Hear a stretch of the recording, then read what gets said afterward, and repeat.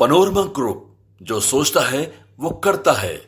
नमस्कार, आप देख रहे हैं न्यूज हाट। मैं हूं चंदन झा और हमारे साथ हैं वरिष्ठ पत्रकार अजय मिश्र। और देखिए, राहुल गांधी कल आए थे, बेधड़क में ही सर ने उसका विश्लेषण किया था। अब एक बात निकल कर आ रही है और कांग्रेस की ही चर्चा होगी। और कांग्रेस की चर्चा इसलिए कि कांग्रेस बिहार में खूब जोर लगा रही है और जोर का उदाहरण आप कल देख ही चुके हैं। एक सवाल अब कांग्रेस की पार्टी से उभर रहा है कि क्या कन्हैया बिहार के भूमिहार को साध लेंगे? क्या होगा?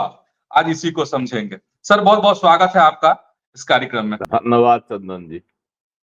सर, क्या होगा? राहुल गांधी तो अपना पूरा तेवर दिखा गए बिहार में। बहुत सारे सवाल जो है उन्होंने केंद्र पर भी दागे और जो नीतीश की सरकार है, नीतीश कुमार, उस पर भी उन्होंने प्रश्नों के गोले दागे। लेकिन कांग्रेस की जो राजनीति है उससे क्या होगा? क्योंकि अखिलेश प्रसाद सिंह को जो साइड कर दिया गया, दरकिनार कर दिया गया, तो लोग यह समझना चाह रहे हैं, लोगों के मन में यह सवाल है कि क्या कन्हैया की धुन पर सारे जो भूमिहार वोटर हैं उनकी धुन पर नाचने लगेंगे, उनकी धुन पर कदम ताल मिलाएंगे? क्या होगा? देखिए, राहुल गांधी की राजनीति बिहार में अपनी धारा चल रही है। जी। वह मान्य परंपरा से अलग, है ना, एक नई लाइन खींचने की कोशिश में। उनकी कोशिश है कि हम एक बड़ी लाइन खींच दें बिहार में। फिर से हम बिहार में कांग्रेस को 70 वाली स्थिति में ला दें, ताकि महागठबंधन में मजबूत दावेदारी मेरी बनी रहे। इसलिए उन्होंने अखिलेश प्रसाद सिंह प्रदेश कांग्रेस के अध्यक्ष पद से हटा दिया और उनको किनारे कर दिया। अब उनकी जगह फायर ब्रांड नेता कन्हैया कुमार को आगे किया जा रहा है। जातीय सोच के तहत कन्हैया कुमार भूमिहार जाति से आते हैं, बेगूसराय के निवास करने वाले हैं। बेगूसराय को कहा जाता है भूमिहारों का लैंड।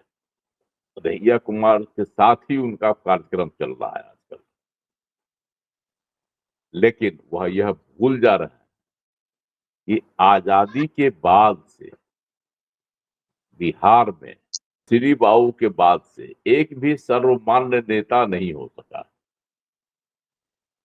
तो इस परिस्थिति में क्या कन्हैया कुमार पूरे बिहार में भूमिहारों को एक सूत्र में बांध पाएंगे?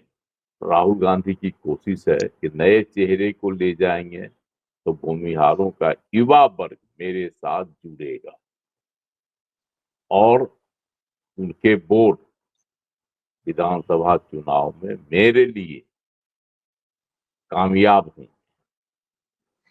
लेकिन मेरी जो समझ है और जो इतिहास बिहार का बताता है, उससे नहीं लगता है कि बिहार में कोई भी, श्री बाबू एक थे जिनको पूरे बिहार का भूमिहार अपना नेता मानता था, लेकिन उसके बाद से कोई भी एक सर्वमान्य नेता बिहार में नहीं हो सका जिसको, जो भूमिहार समाज का हो और जिसको पूरे बिहार की जनता, बिहार के वोटर, खास करके भूमिहार जाति के लोग अपना सर्वमान्य नेता मानता। कहने को तो सीपी ठाकुर का नाम आता है ना, भाजपा में है। कांग्रेस से उनकी राजनीति शुरू हुई, कांग्रेस से सांसद भी रहे, मंत्री भी रहे। लेकिन क्या सीपी ठाकुर पटना और छोड़कर अगर राज्य के दूसरे क्षेत्रों में जाते हैं, जहानाबाद तरफ कुछ इलाकों में उनका मगध में है प्रभाव, तो उनकी बात पर लोग गोलबंद हो जाएंगे? अभी तक तो किसी चुनाव ऐसा देखने को नहीं मिला। पटना जिला में उनकी गोलबंदी हो जाती है। अभी जो है, आपको लोकसभा का चुनाव हुआ 2024। लेकिन सर सीपी ठाकुर के बेटा के हैं विवेक ठाकुर, उनके नाम पर तो नवादा में लोग गोलबंद हुए ना, भूमिहार समाज के लोग। देखिए, नवादा में उनके नाम पर गोलबंद नहीं हुआ। नवादा में वोटर जो हैं वह भाजपा के साथ, भाजपा के कैडर वोटर हैं, गोलबंदी नहीं हुई। और थोड़ी हद देर तक माना भी जा सकता है, ठीक है, नवादा में गोलबंद हो गए, लेकिन क्या, हम तो जो सवाल उठा रहे हैं, आप देख लीजिए, इतिहास में जाइए ना, कि श्री बाबू के बाद से एक भी नेता हुआ, राजू सिंह से कहाँ चलती थी उनकी, शेखपुरा बड़बीघा दो जी ये इलाकों में उनको जो है सिमट कर वो हरा गए थे। बेगूसराय में कितना शाही का चलता था। अगर ऐसे देखिएगा, अम्बागढ़ के इलाके में रामचंद्र प्रसाद सिंह का चलता था, रामजतन सिन्हा का चलता था, बाद में रामजतन सिन्हा का चलने लगा। लेकिन रामाश्रय बाबू अगर मुजफ्फरपुर में वोट मांगने जाते थे तो भूमिहार समाज उनको स्वीकार नहीं करता, फायदा नहीं होता। ऐसे कई उदाहरण, कहने के तो बहुत सारे नेता थे भूमिहारों में। महेश प्रसाद सिंह, उनको उत्तर बिहार के लोग मानते थे।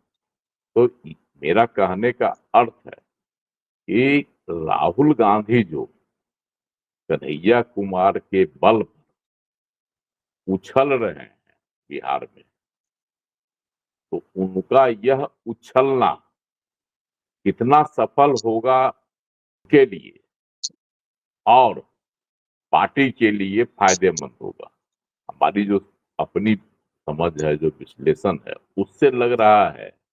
आप पटना यूनिवर्सिटी का उदाहरण ले सकते हैं, वहां कई भूमिहार नेता, स्टूडेंट नेता, सबकी सर्वमान्यता है। बीएन कॉलेज की का अलग है, हथुआ हॉस्टल का अलग है, सैदपुर हॉस्टल का अलग है। लेकिन यहीं पर आप देखिए, कुर्मी समाज का, पटेल छात्रावास का एक सर्वमान्य नीति बनती है, सर्वमान्य लोग वहां से छात्र नेता निकलते हैं, और सर्वमान्यता की स्थिति में जो वहां से फैसला होता है वही वोट में परिणत होता है। तो जब स्टूडेंट स्तर, छात्रों के स्तर पर यह सोच है, यह मानसिकता है कि हम क्यों माने बेगूसराय के भूमिहार, हम क्यों माने जहानाबाद के भूमिहार, हम क्यों स्वीकारें नवादा के भूमिहार। याद होगा कभी आपको कि राजू बाबू का पूरा बड़बीघा के बाद से नवादा में नहीं चलता था, वहां आदित्य सिंह थे, किसुआ से विधायक हुआ करते थे, उनकी चलती थी। आज उनकी बहू जो है नीतू कुमारी, वह विधायक। तो मेरा ये कहने का अर्थ है कि राहुल गांधी का की जो सोच है, कितनी सफलता उनको दिला पाएगी। इसलिए हर चीज एक पहलू पर उनकी राजनीति, ऐसा नहीं कि उनकी राजनीति कहीं न कहीं जो सोच रहे हैं वह सफल नहीं हो पाए। तब तो क्या सर कहना? कांग्रेस, जी तब तो सर कांग्रेस की जो ये चाल है, मतलब कन्हैया को यहाँ स्थापित करना, वो तो फिर असफल हो जाएगा, असफल माना जाएगा।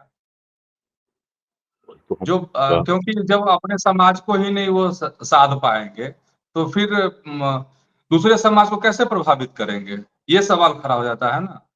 अगर अगर वह अपने समाज को साध लेते तो 2019 के लोकसभा चुनाव में बेगूसराय से वह खड़ा हुए संसदीय क्षेत्र से, जहां भूमिहारों का की भारी संख्या में वोट है।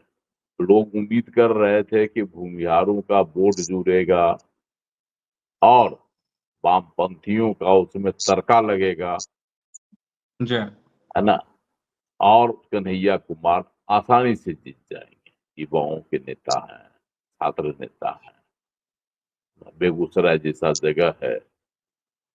लेकिन क्या स्थिति उनकी हुई सब जानता है। गिरिराज सिंह बम-बमाते हुए मुझ प्रस्ताव देते रह गया, जीत गया आराम से। कोई उनको जो है उनके चेहरे पर शिकन नहीं आया और नतीजे पर कोई प्रभाव नहीं पड़ा। मेरा यही कहना है कि कन्हैया कुमार को जो लेकर राहुल गांधी चल रहे हैं, अखिलेश प्रसाद सिंह को जिस तरह से किनारे लगा दिया गया, उनको दूध की मक्खी की तरह कांग्रेस से निकाला नहीं गया है, लेकिन उसी तरह से उनके साथ व्यवहार किया जा रहा है। तो कन्हैया कुमार उस खाली जगह की भरपाई कर पाएंगे जब एक जिलों के बाद दूसरे जिला में एक भूमिहार नेता की पूछ नहीं होती, उनकी कोई अहमियत नहीं। सीपी ठाकुर की पूछ जो है मुंगेर में होती थी, हाँ, बेगूसराय में होती थी, नवादा में शेखपुरा में होती थी। राजो सिंह वहां पर अपना परचम लहराते रहते थे, डंका की चोट पर वो जो चाहते थे वही होता था भूमिहार समाज में। अभी भी सर्वमान्य नेता उनको माना जाता है। यही स्थिति है बिहार में। अच्छा सर, तब क्या करेगी कांग्रेस? फिर से कन्हैया को वापस ले जाएगी दिल्ली, बिहार से बाहर कर देगी, क्या होगा? मेरा यह मानना है कि कन्हैया कुमार को जो अहमियत दे रही है, खासकर के राहुल गांधी जो समझ कर दे रहे हैं, के साथ साथ उनको भूमिहार समाज के उन तमाम नेताओं को भी उतनी ही तरजीह देनी चाहिए जितनी कन्हैया कुमार को दे रहे हैं। ठीक है, अखिलेश प्रसाद सिंह पर पुत्रमोह का आरोप है, लालू यादव के आदमी होने का आरोप है। आदमी होने का क्या आरोप है? वो तो सर्वमान्य लालू यादव ने घोषणा भी कर दिया था। वही सदाकत आश्रम जो कांग्रेस का कहिए मक्का है, बिहार कांग्रेस का, वहां पर लालू यादव ने डंके की चोट पर कहा था कि मैंने अखिलेश प्रसाद सिंह को राज्यसभा का सदस्य बनवाया, वह भी सोनिया गांधी को कहा।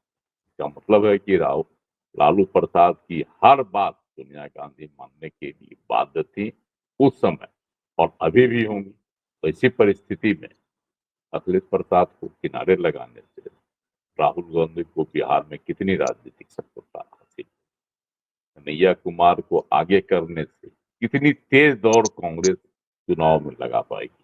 जी सर, मतलब यह निकलता है कि बिहार में कांग्रेस की सिर्फ कन्हैया कुमार से बात नहीं बनने वाली है, बल्कि भूमिहार और भी जो नेता हैं उनको भी तरजीह देनी पड़ेगी। तो सर बहुत बहुत धन्यवाद आपको, और जो भी दर्शक हैं उनसे अपील कि अगर आप न्यूज हाट को यूट्यूब पर देखते हैं तो वहां जरूर सब्सक्राइब कर लीजिए, और या फेसबुक पर देखते हैं तो न्यूज हाट के पेज को आप लाइक कीजिए, फॉलो कीजिए, और बेधड़क अगर अच्छा लगा हो तो इस वीडियो को शेयर भी कर दीजिए। तो बस आज के बेधड़क में इतना ही। ऐसे ही आप न्यूज हाट के साथ जुड़े रहिए, खबरों से अपडेट रहिए। धन्यवाद, नमस्कार। नमस्कार।